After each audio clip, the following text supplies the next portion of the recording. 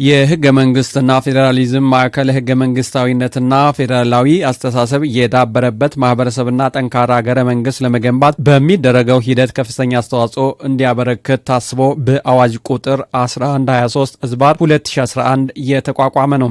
ማዕከሉ ከደቡብ ሬዲዮና ቴሌቪዥን ድርጅት ጋር በየሳምንቱ ለአድማጭ ተመልካቾች የሚያደርሰው ፕሮግራም በትብብር ባስጀመረበት ወቅት እንደተገለጸው የህገ መንግስትና ፌዴራሊዝም አስተምሮ ስርጸትና ተደራሽነት በማስፋት ህገ መንግስታዊ የተላበሰን ንቁ ሁለንተናዊ ተሳትፎ የሚያደርግ ማህበረሰብ ለመፍጠር በተከናወነው ስራ ውጤት መመዝገቡን የህገ መንግስትና ፌዴራሊዝም አስተምሮ ማዕከል ዋና ዳይሬክተር ዶክተር ኃይለ ኢየሱስ ታዬ ገልጿል። ለዚህ ማሳያው በኢትዮጵያ በቅርጽ እንጂ ፌዴራሊዝም አያስፈልግም የሚል የለም ብለዋል።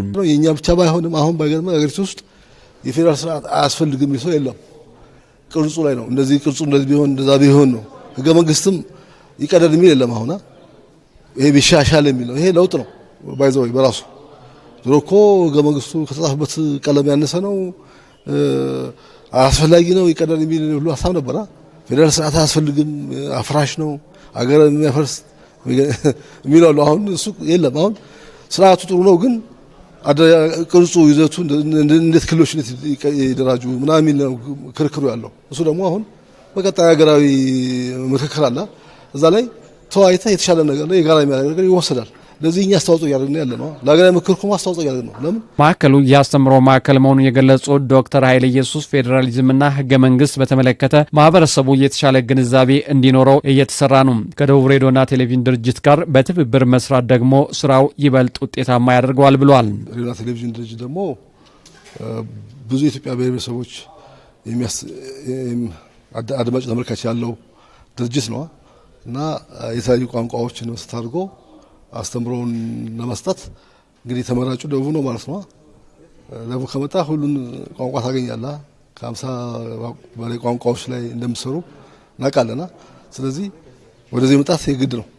የኢትዮጵያ ማህበረሰብ ለማዳረስ ከፈለግን ያው ሁሉም በራሱ ቋንቋ ጉዳዩን ቢሰማው የተሻለ ግንዛቤ ይፈጥራል። አንጋፋ የሆነው የደቡብ ሬዲዮና ቴሌቪዥን ድርጅት ኢትዮጵያ የፌዴራል ስርዓት መከተል ከጀመረችበት ከ3 አስርት ዓመታት በላይ ብሔር ብሔረሰቦችና ህዝቦች የራሳቸውን ባህልና እሴቶቻቸውን እንዲያጎሉ እድል መፍጠሩን በደቡብ ሬዲዮና ቴሌቪዥን ድርጅት የማስታወቂያና ገበያ ልማት ዘርፍ ኃላፊ ተወካይ አቶ በእውነቱ ታደሰ ገልጿል። ብሔር ብሔረሰቦች የራሳቸውን ባህል እሴቶቻቸውን እንደዚሁም ታሪካቸውን እንደዚሁም ባህልና ቋንቋቸውን እያበለጸጉ መጥቷልና በዚህ ሂደት ደግሞ የደቡብ ሬዲዮና ቴሌቪዥን ድርጅት ባለፉት 3 አስርት ዓመታት ጉልህ አስተዋጽኦ አድርጓል። የህዝቦች እሴት ጎልቶ እንዲታይ ታሪካቸው እንዲታይ ለዓለም በዓለም ፊት እንዲወጣ እንደዚሁም ደግሞ ባህልና ቋንቋቸውን ከማበልጸግ አኳያ የሚሰሩ ስራዎችን ከማሳየት አኳያ በጣም ትልቅ አስተዋጽኦ አድርጓል። የህገ መንግስትና ፌዴራሊዝም አስተምሮ ለማስረጽ ከመገናኛ ብዙሃን ጋር መስራት አስተዋጽኦ ከፍተኛ መሆኑን በደቡብ ኢትዮጵያ ክልል ብሔረሰቦች ምክር ቤት የህገ መንግስት ትርጉምና አስተምሮ ዳይሬክቶሬት ዳይሬክተር አቶ ሉቃስ ጅማ ተናግረዋል። ሚዲያ ተደማጭነት በማህበረሰቡ ዘንድ ሰፊ ሽፋን ያለው ስፔሻሊ በተለይ ደግሞ የኛ ይሄ ደቡብ ኢትዮጵያ ክልል የብሔረሰቦች ምክር ቤት ከዚህ በፊትም ከዚህ ተቋም ጋር ከደቡብ ሬዲዮና ቴሌቪዥን ድርጅት ጋር በቀድሞም ክልል በነበረበት ጊዜ አብሮም ሲሰራ ነበር።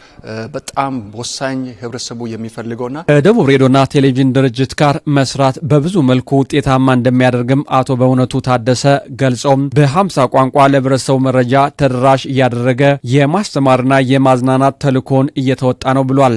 መንግስታዊ የሚሆኑ መንግስታዊ ያልሆኑ ተቋማት በትብብር ከደቡብ ሬዲዮና ቴሌቪዥን ድርጅት ጋር ከሰሩ ውጤታማነታቸው ሩቅ አይሆንም ሲሉም አስረድተዋል። ተቋማት መተው ከኛ ጋር ቢሰሩ ሌሎችም ይሄንን የሚከታተሉ በጣም ያተርፉበታል።